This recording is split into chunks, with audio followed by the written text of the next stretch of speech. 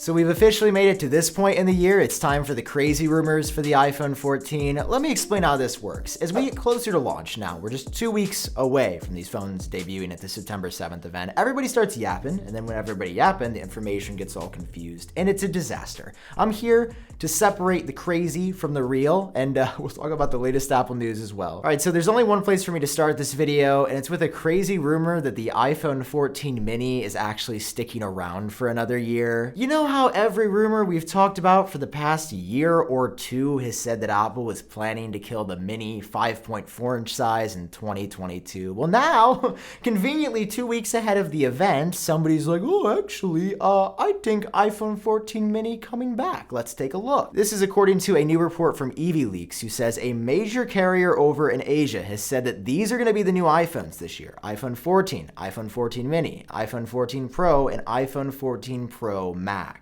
I'm sorry, what? This makes zero sense. Every other source, every single report from every leaker in the world has said the mini was going away at this point. So now, all of a sudden, 2 weeks before Apple changes their mind, hold on, let me just refresh the page to make sure nothing went wrong or changed. Yeah, so a few days after this report goes out, Leaks, who is a super credible leaker, which is why I believe this in the first place, issued an update that said, actually, there was a misunderstanding. And that misunderstanding was that the carrier meant it would be the max size and not the mini. The carrier partner they swapped mini and max. I mean, listen, I usually don't address stuff like this that's updated because it's a moot point, but I'm bringing this up just because I saw a lot of people get really excited.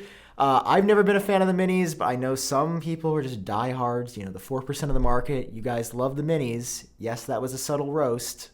I don't like the mini. Basically, like we've heard from the beginning, the mini isn't coming. It's the max size. And we got a new report about the max size from Ross Young, who is essentially the best leaker in the game that I find even crazier. Because unlike Leaks, Ross Young has basically never been wrong, essentially has a perfect track record. So when Ross says something, I tend to pay attention, and you should too. And well, because Ross is a display expert, he shared some interesting details about shipments of iPhone screens through the supply chain. Okay, but why is this important if I never cover shipments and numbers and the specific analytics of supply chain details? Why are we talking about this? Well, we're talking about this because there's something weird happening with the new max size. In fact, while the standard iPhone 14, the iPhone 14 Pro, and the iPhone 14 Pro Max are on schedule to be available in plentiful quantities at launch, for some reason, the new 6.7-inch standard iPhone 14 Max, it's lagging behind the others. And as noted in this article by Mac Rumors, it could mean that at launch, it's going to be a lot harder to get your hands on the new 6.7-inch Max compared to any of the other iPhone 14s. So that's the bad news. The good news is that these panel shipments are catching up to the proper quantities pretty much instantly. So by October, November, and probably even the end of September, you'll have no issues getting your hands on an iPhone 14 Max. I bring this up because I think that's the most exciting new size. I think that's going to be probably the best bang for your buck. That being 6.7 inches under $1,000 for the first time. I bring this up to say that if you want to get the new 6.7-inch Max on launch day, you should pre-order it and do everything you can to secure that because it sounds like it could be delayed quicker than the other models. Now, next up, let's move on to colors here. Obviously, purple has been rumored by pretty much everybody to be the main new color for not only the standard iPhone 14s, but also the iPhone 14 Pros. Yet in the background this entire time, I've seen a lot of talk about this orange or sunset, which I gotta say does look really good in a lot of these renders. I just also want to say that no credible sources or reputable rumors anytime in 2022 have said that this is going to be a new color, at least at launch on any of the iPhone 14s. Recently, I've seen some people talking about these orange iPhone 14 concepts, and there's just no truth to that happening. Unfortunately, I know it would look good, but yeah, new color this year sounds like it's going to be purple. If you're seeing any other crazy color reports, I personally wouldn't believe them. And rounding out these crazy leaks for the iPhone 14, I can't not share this information if it's surfaced online. Apple's already started development on the iPhone 15. Now, I know for a lot of you that's no surprise because obviously it takes Apple years to develop a new model of any product, especially their cash cow, the iPhone.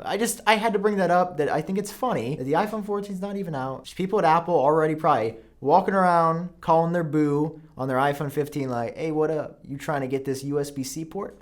I don't know, this is a crazy week for leaks. I'm sure things are just gonna get crazier as we get closer to the event on September 7th. Now, next, moving on to the iPad, the $329 model. The base model, I'll be honest, usually is the least interesting product that Apple releases every year. It's always the same design with a faster processor and maybe a new case color. I mean, just every year, it's bland and it's boring, but I get it. It's the base iPad. It's what people are spending the least amount of money on, so yeah, Apple tends to care the least. Well, I don't know who's been passing around the J at Apple, but somebody has been smoking something because these new rumors about the base iPad are nuts. See, before today, we already knew that it was going to have a new design, likely squared off edges like the other iPads, a faster processor, 5G, and even a USB-C port on the bottom. Yes, USB-C finally happening on the iPad. But now we've got some fresh information from Mac and Takara that makes things even spicier. First of all, that the home button is going away and Touch ID will be relocated to the power button just like on the iPad Air or the iPad Mini. Which honestly I think is fine. I'm just skeptical that Apple's going to remove the home button because this is the design they've had since 2010. And this would mean no iPad has a home button anymore. But that's just the first part here. The second thing that Mac and Takara says is the FaceTime camera is moving. They claim that for the first time ever on an iPad, because of how Center Stage works and it tracks people around the room, and generally you're using that in landscape orientation on the iPad, that the camera is going to move to the side of the iPad in landscape mode, which would be the first time Apple's ever done that on an iPad. I mean, even if you buy a 12.9-inch iPad Pro, which doesn't make any sense by the way, they put the camera on the top while you're holding it vertically. How does that make sense in 2022? And frankly, is something I really hope happens not just on this iPad, but on all iPads. Like, we should have the camera on the side bezel. All right, guys, that's all for now. Love you so much. Thank you for watching. Catch you cool cats in my next one. Peace.